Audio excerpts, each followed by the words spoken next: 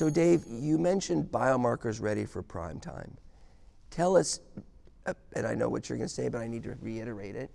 When do you bracket test, and how do you bracket test your newly diagnosed ovarian, fallopian tube, and peritoneal cancers? I think there's multiple ways to do it. Well, we do it at Ohio State, and we've actually now published a paper on how we've actually embedded our genetic counselors right into our GYN oncology clinics. Love it.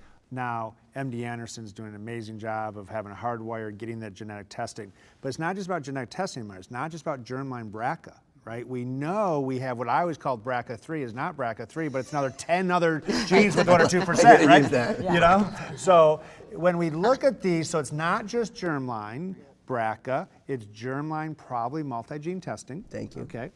And consideration for somatic or tissue or molecular testing. We are currently testing both germline and somatic in all our newly diagnosed ovarian cancers. And peritoneal and fallopian tube. Don't forget. Thank you very much. That's a very important point. These are probably really fallopian tubes. We don't have to talk about that now, for that. So, with that, we're also using the somatic testing, and the NCCN guidelines changed in that same edition that you just mentioned. Right. With recurrent disease, now recommending molecular testing, at the very least to include BRCA, HRD genes, mismatch repair proteins, and MSI. I love it. So tell us, Ursula, you've been a leader there in your center about molecular testing and profiling. Tell us what you're doing. So we also, very similar to what Dave said, we have genetic counselors in our clinic. We have those folks see patients during either, not usually cycle 1 of chemotherapy, but typically by cycle 2 or cycle 3, they're embedded in our clinics.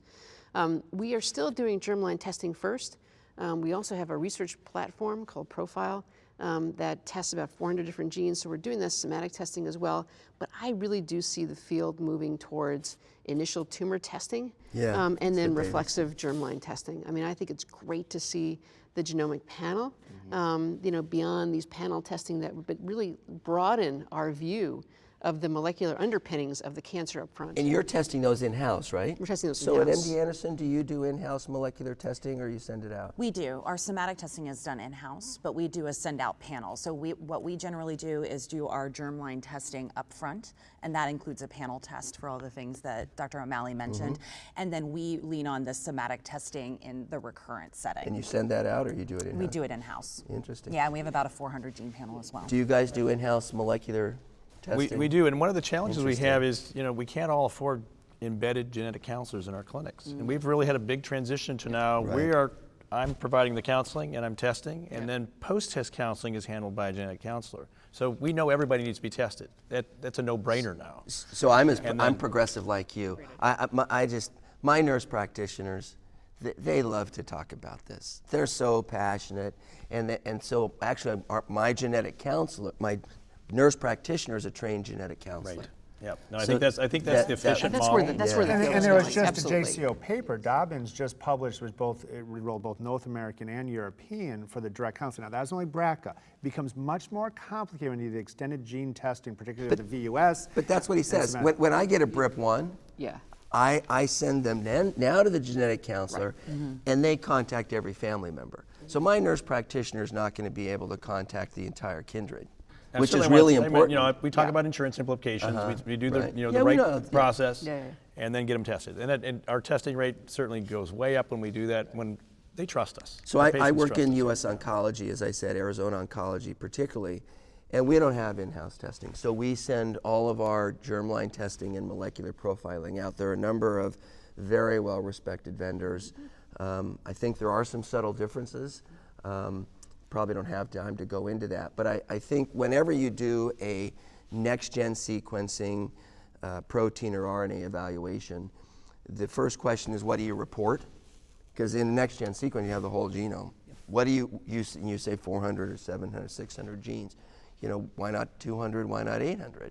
So the first question, what do you report? And then the second is, once you make that decision, you have to correctly interpret it. So I know all of you are available for some of these interpretations.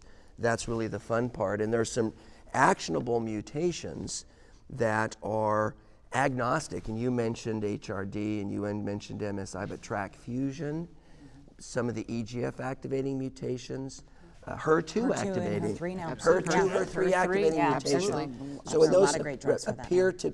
to be tumor agnostic. So it's exciting, and these all of everything that we've talked about has a foundation on clinical trials.